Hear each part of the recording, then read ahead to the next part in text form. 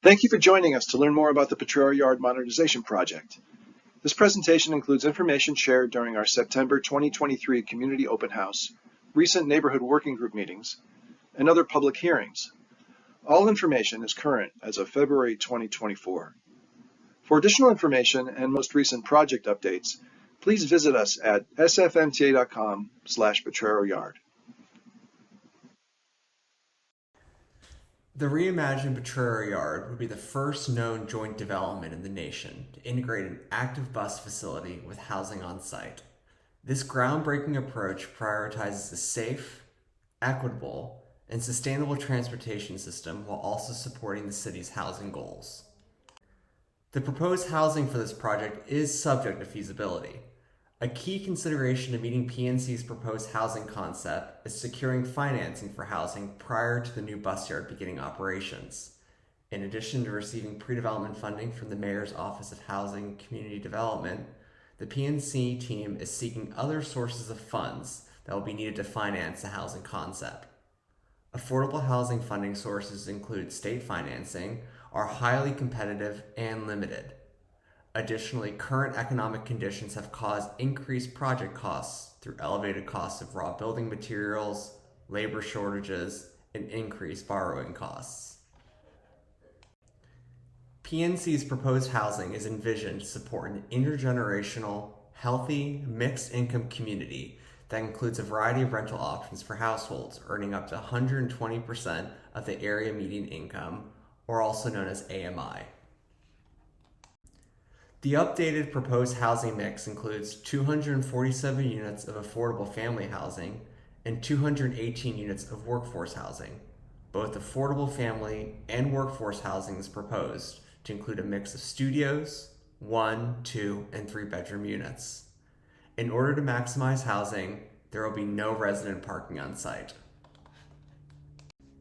Examples of possible households earning up to 120% area median income include a single senior citizen on a fixed Social Security benefit totaling $1,200 per month, which is typically earning about 15% of AMI, or a family of 4 earning $62,000 per year, or approximately 40% AMI, or a muni operator with a school teacher partner together earning $130,000 per year, or approximately 120% AMI. The project will be built in phases. The bus yard is phase 1. Phase 2 would be housing. Originally envisioned as affordable senior housing, the Bryant Street housing has shifted to an all-family affordable housing design to better position it for competitive funding sources. This shift to all-family housing reduced the project's overall unit count from 513 to 465 units. With family housing, there are fewer units, but there are more larger 2 and 3 bedroom units, so the total bedroom count remains virtually the same. The final portion to be funded and built is housing above the podium. The podium housing is proposed to include up to 361 units of both affordable and workforce housing. The housing buildings on the western side of the podium and adjacent to the Bryant Street housing, highlighted here as letter A, is designated as affordable housing. To maximize the feasibility, this housing would utilize the infrastructure already built for the Bryant Street housing, such as the elevators and stairwells. The workforce housing, highlighted here as letter B, is on the eastern side of the podium. This housing would be dedicated to households earning between 80 to 120% of AMI. The SFMTA is currently working to create a leasing preference for frontline staff to rent workforce housing units. The following renderings show the various resident entrances on Bryant Street and Hampshire Street.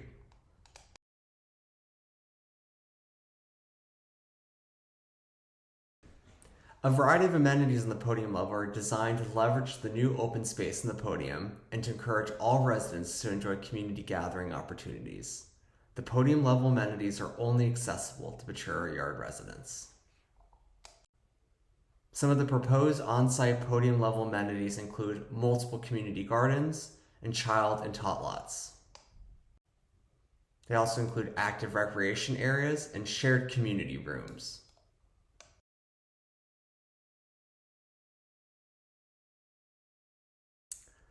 A transportation demand management, also known as a TDM study, is underway to analyze transportation options for residents.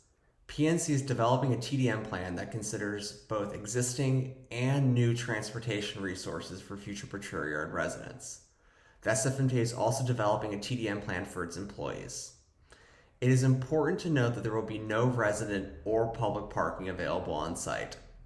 The area around the Proyecto Yard site is transit rich, with multiple Muni lines within a half mile, including the 9, 12, 14, 19, 22, 27, which stops near the housing entrance on Bryan Street, and the 33, 49, and 55. Additionally, BART lines are easily accessible to support regional transportation needs. The 16th Street Mission BART station is about a half mile away, a 15-minute walk, or a 5-minute bike ride.